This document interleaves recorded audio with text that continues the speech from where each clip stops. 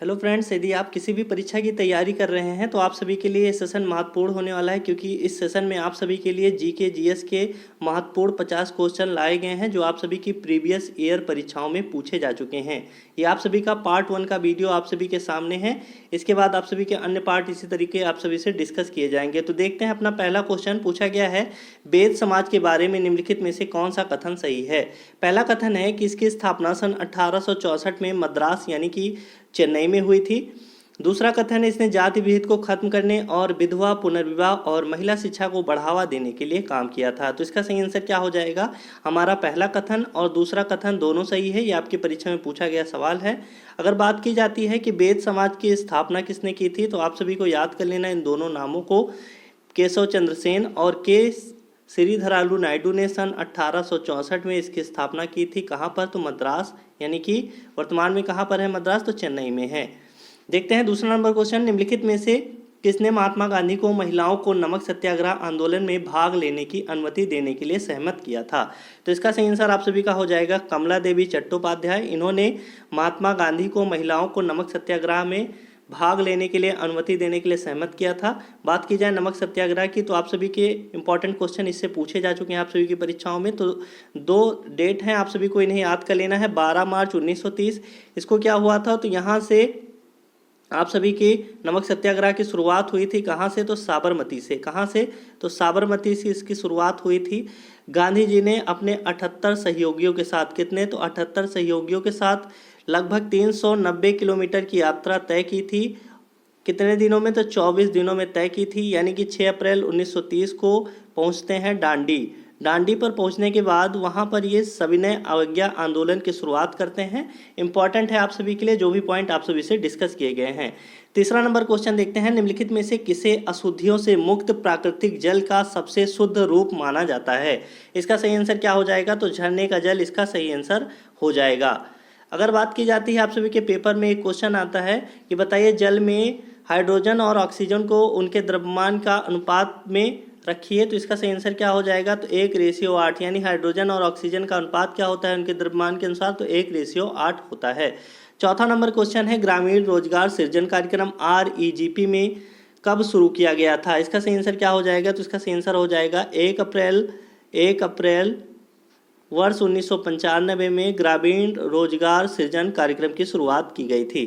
पांचवा number question है, कांटेदार वनों और झाड़ियों की जलवायु परिस्थितियां निम्नलिखित में से किस पौधे की प्रजाति के लिए सबसे आदर्श हैं? तो इसका सही आंसर क्या हो जाएगा? तो चौथा नंबर ऑप्शन, यानी कि यूफोर्बिया इसका सही आंसर हो जाएगा। छठवां नंबर क्वेश्चन देखते हैं, चोलों के शासनकाल में किसी विद्यालय के रख रखाव के लिए दी गई भूमि को किस रूप में जाना जाता था? तो इसका सही आंसर क्या हो जाएगा? तो साला भोग इसका सही आंसर हो जाएगा। तो चोलों के शासनकाल में किसी विद्यालय के रख रखाव के लिए दी गई भूमि को साला भोग कहा जाता था। बात की जाए चोल वंश की स्थापना किसने की थी? तो चोल वंश का संस्थापक विजयालय था। इंपॉर्टेंट है आप सभी के लिए। सातवां नंबर क्वेश्चन है, एक्स जिसकी आयु वर्तमान में 10 वर्ष है, एक कारखाने में कार्यरत है, एक्स के निम्नलिखित में से किस अधिकार का उल्लंघन किया जा रहा है?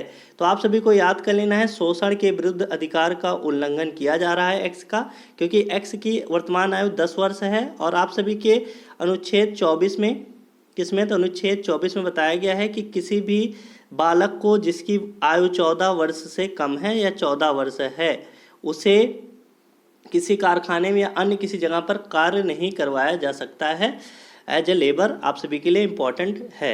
अगर आप सभी के पेपर में पूछा जाता है कि स्वतंत्रता का अधिकार हमारी किस अनुच्छेद में है, तो 19 से 22 में है।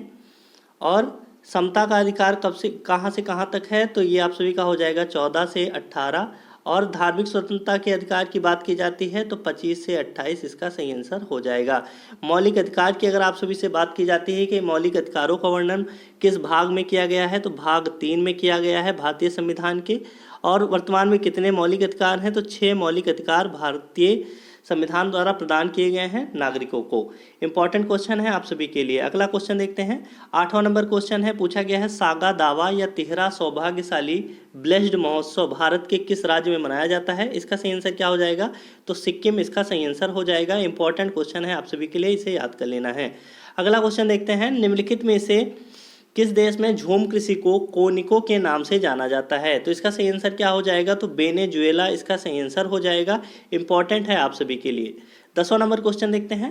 मानव शरीर की लार में निम्नलिखित में से कौन सा एंजाइम पाया जाता है जो स्टार्च को साधारण शर्करा में तोड़ देता है? इसका सही आंसर क्या हो जाएगा? तो एमाइलेज इसका सही आंसर हो जाएगा। अगला क्वेश्चन देखते हैं। पूछा गया, बताइए 4C के आवेश को 6B के विभवांतर वाले दो बिंदुओं तक ले जाने में किए गए कार्य की मात्रा कितनी होती है? तो इसका सही आंसर क्या हो जाएगा? तो 24 जूल इसका सही आंसर हो जाएगा। आप सभी का फॉर्मूला होता है W = QB। आप सभी का कितना है? तो 4 है, और V कितना है? तो 6 है। दोनों को आपस में गुणा कर देंगे तो हमारा सही आंसर निकल कर क्या आ जाएगा? तो 24 जूल इसका सही आंसर हो जाएगा। अगला क्वेश्चन देखते हैं। 12वां नंबर क्वेश्चन पूछा गया है, जैसा कि मार्च 2022 में अधिसूचित किया गया था, भारत सरकार ने डैश सहित अधिकांश राज्यों में महात्मा गांधी राष्ट्रीय ग्रामीण रोजगार गारंटी योजना के तहत मजदूरी दरों को संशोधित किया है। तो किस राज्य सहित, यानी इसका सही आंसर क्या हो जाएगा? तो असम सहित अधिकांश राज्यों में इसकी मजदूरी दरों में संशोधित कर दिया गया है। अगर आपके पेपर में आता है कि नरेगा की शुरुआत कब की गई थी, तो इसका सही आंसर क्या हो जाएगा? तो वर्ष 2006 में नरेगा की शुरुआत की गई थी। और अगर आप सभी से पूछा जाता है कि इसका नाम संशोधित करके मनरेगा कब कर दिया गया था, तो इसे भी आप सभी को याद कर लेना है। वर्ष 2009 में इसका नाम परिवर्तित करके मनरेगा कर दिया गया था। 13वां नंबर क्वेश्चन देखते हैं। निम्नलिखित में से किस टीम ने 2021 तक IPL की किसी एक पारी में सर्वाधिक रन बनाए हैं? तो इसका सही आंसर क्या हो जाएगा? तो RCB यानी रॉयल चैलेंजर्स बेंगलोर इसका सही आंसर हो जाएगा। कितने रन बनाए थे? तो एक पारी में इसने 263 रन बनाए थे 5 विकेट गंवाकर। और किसके खिलाफ बनाए थे? तो पुणे वॉरियर्स के खिलाफ बनाए थे। किसके? तो पुणे वॉरियर्स के खिलाफ इसने बनाए थे। इंपॉर्टेंट है आप सभी के लिए। अगला क्वेश्चन देखते हैं। ये कब बनाया था, ये भी आप सभी के पेपर में पूछा जा सकता है। तो वर्ष 2015 में इसने ऐसा कारनामा किया था। अगला क्वेश्चन देखते हैं। निम्नलिखित में से कौन प्राणी जगत के संघपाद यानी आर्थ्रोपोडा समूह में संबंधित नहीं है? तो इसका सही आंसर क्या हो जाएगा? तो इसका सही आंसर आप सभी का हो जाएगा अष्टबाहु यानी ऑक्टोपस इसका सही आंसर हो जाएगा। अगला क्वेश्चन देखते हैं। 15वां नंबर क्वेश्चन आप सभी से पूछा गया है, निम्नलिखित में से कौन तबला वादक नहीं था? इसका सही आंसर क्या हो जाएगा? तो शेख चिन्ना मौला इसका सही आंसर हो जाएगा। और बाकी के 3 आप सभी को यहाँ पर दिखाई पड़ रहे होंगे, यानी कि अल्लाह रखा, किशन महाराज और जाकिर हुसैन, ये तीनों क्या हैं? तो ये तबला वादक हैं। और शेख चिन्ना मौला का सही आंसर क्या हो जाएगा? तो ये वाद्य यंत्र से संबंधित है, तो नाद स्वरम से ये संबंधित है। इंपॉर्टेंट है, आप सभी की परीक्षाओं में पूछा जा सकता है।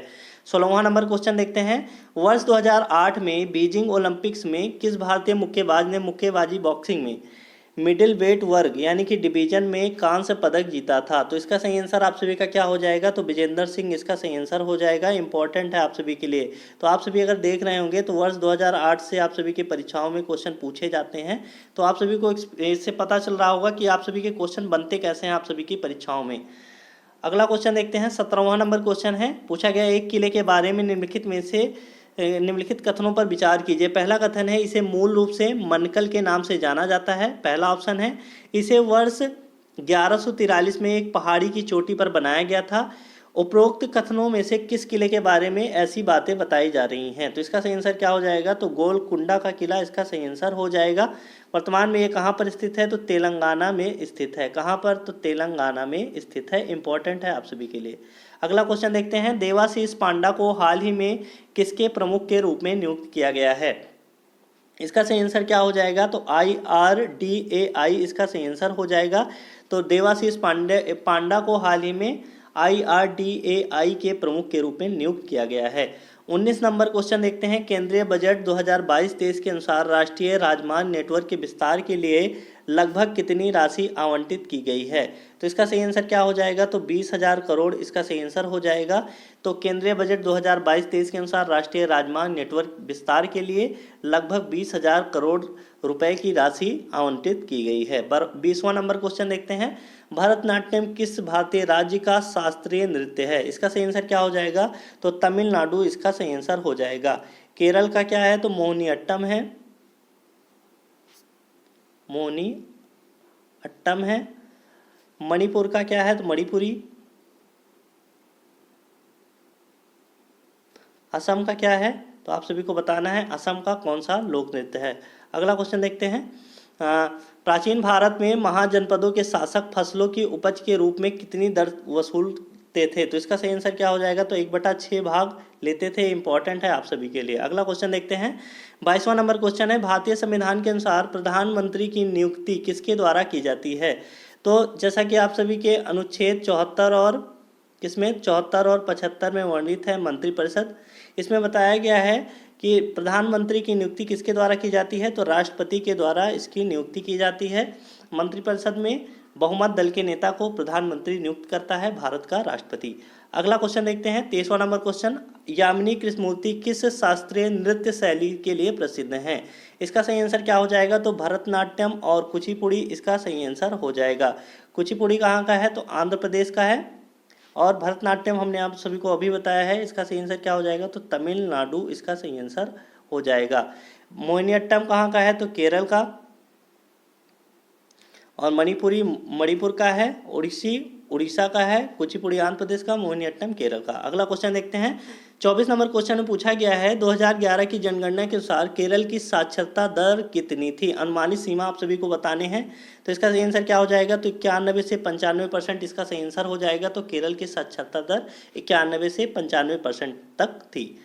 25 नंबर क्वेश्चन देखते हैं। निम्नलिखित में से कौन सी बराक ओबामा की आत्मकथा है? तो इसका सही आंसर क्या हो जाएगा? तो पहला option dreams from my father a story of race and inheritance इसका सही आंसर हो जाएगा। तो ये बराक ओबामा की आत्मकथा है। इंपॉर्टेंट है आप सभी के लिए। 26 नंबर क्वेश्चन देखते हैं। जनसंख्या के प्रति 1000 पुरुषों पर महिलाओं की संख्या को क्या कहा जाता है?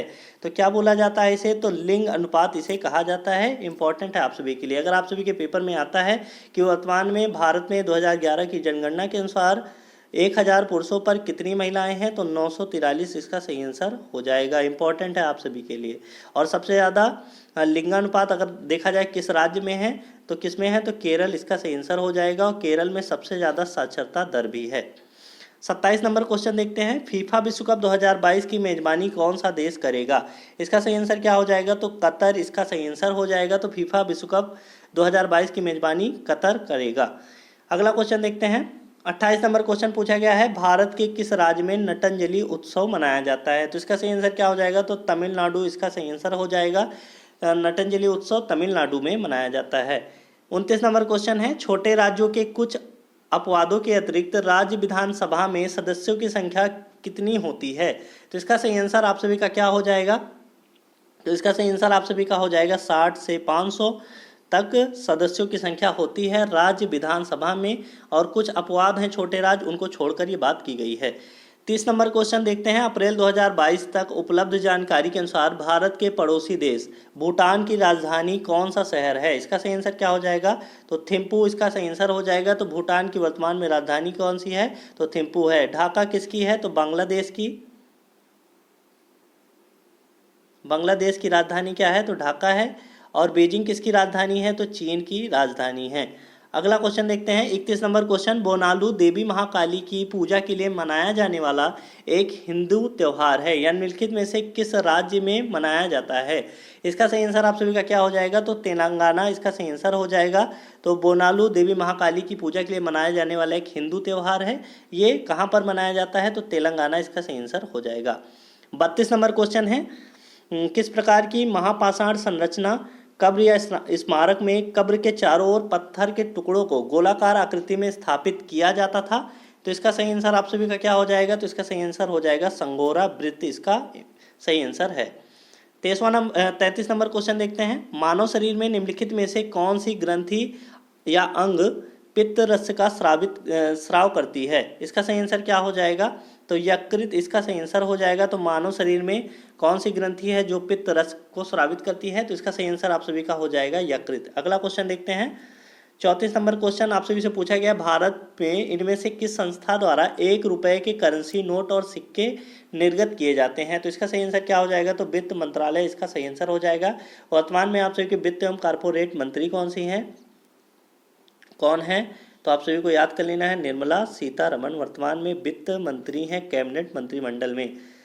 तो इम्पॉर्टेंट है आप सभी के लिए। और अगर आप सभी से पूछा जाता है कि 1 रुपए से अधिक के नोट को किसके द्वारा निर्गत किया जाता है? तो आरबीआई द्वारा इसे निर्गत किया जाता है। अगला क्वेश्चन देखते हैं। 35 नंबर क्वेश्चन है, भारतीय संविधान में मौलिक अधिकारों के विचार को किस देश के संविधान से लिया गया है?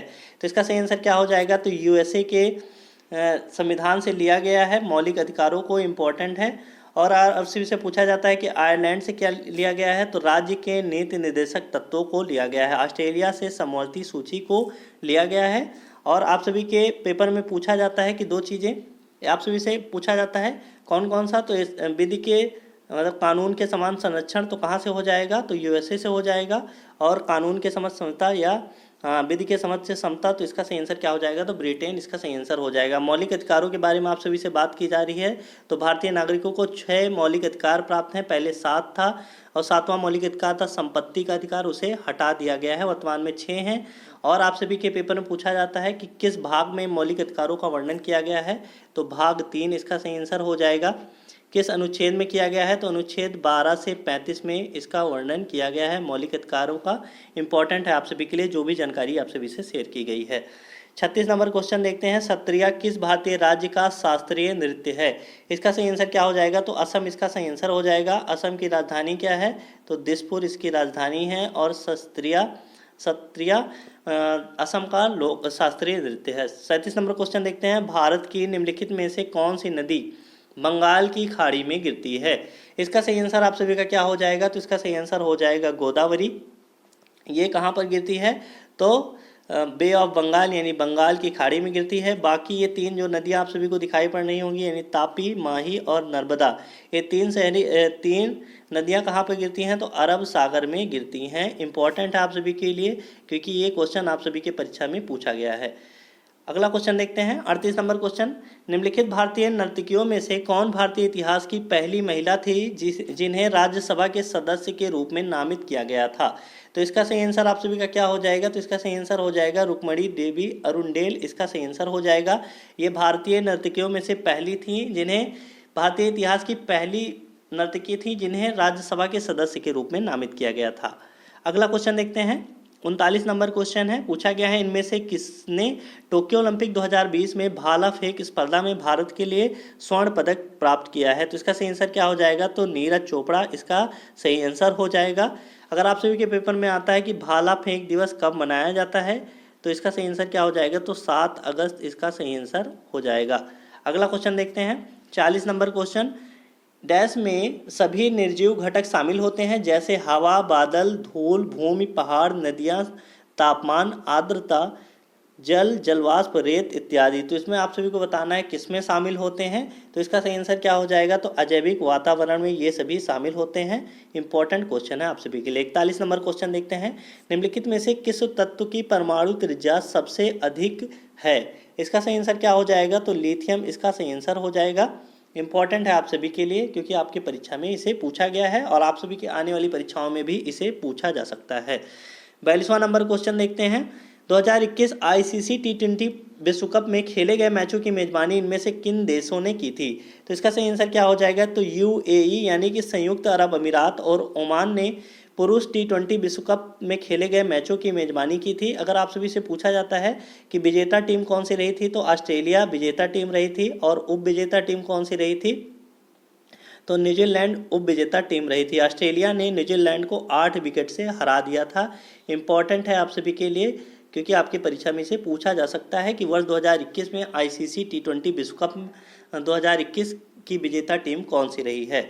अगला क्वेश्चन देखते हैं, 43 नंबर क्वेश्चन, समुद्री जल के ऊपर लगभग ऊर्ध्वाधर उठे हुए ऊंचे शैलीय तटों को क्या कहा जाता है? इसका सही आंसर क्या हो जाएगा? तो समुद्र भृगु यानी कि सी क्लिफ इसे कहा जाता है। इंपॉर्टेंट है आप सभी के लिए क्योंकि आपके पेपर में इसे पूछा गया है। 44 नंबर क्वेश्चन देखते हैं, पंडित रविशंकर को वर्ष 1967 में इनमें से किस एल्बम के लिए ग्रैमी पुरस्कार प्राप्त हुआ था? तो इसका सही आंसर हो जाएगा क्या? तो बेस्ट मीट्स ईस्ट इसका सही आंसर हो जाएगा क्या? बेस्ट मीट्स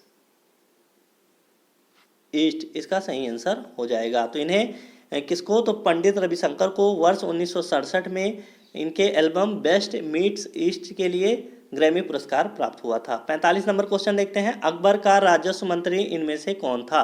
तो इसका सही आंसर आप सभी का क्या हो जाएगा? तो तोडरमल इसका सही आंसर हो जाएगा। तोडरमल अकबर के राजस्व मंत्री थे। अगला क्वेश्चन देखते हैं 46 नंबर क्वेश्चन, भारत के निम्नलिखित स्वतंत्रता सेनानियों में से किसने वर्ष 1943 में भारतीय राष्ट्रीय सेना आज़ाद हिंद फौज, जिसे 1942 में रास बिहारी बोस और कैप्टन जनरल मोहन सिंह ने बनाया था, को पुनर्जीवित किया था? तो इसका सही आंसर क्या हो जाएगा? तो एस.सी. बोस यानी कि सुभाष चंद्र बोस ने क्या किया था? तो 1943 में भारतीय राष्ट्रीय सेना यानी आज़ाद हिंद फौज को दोबारा से शुरू किया था। इंपॉर्टेंट है आप सभी के लिए। इसका गठन कब हुआ था? तो वर्ष 1942 में इसका गठन हुआ था। और किसने इसका गठन किया था? तो रास बिहारी बोस और कैप्टन जनरल मोहन सिंह ने इसका गठन किया था। 47वां नंबर क्वेश्चन है, अल्लूरी सीताराम राजू भारत के किस राज्य के आदिवासी स्वतंत्रता सेनानी थे?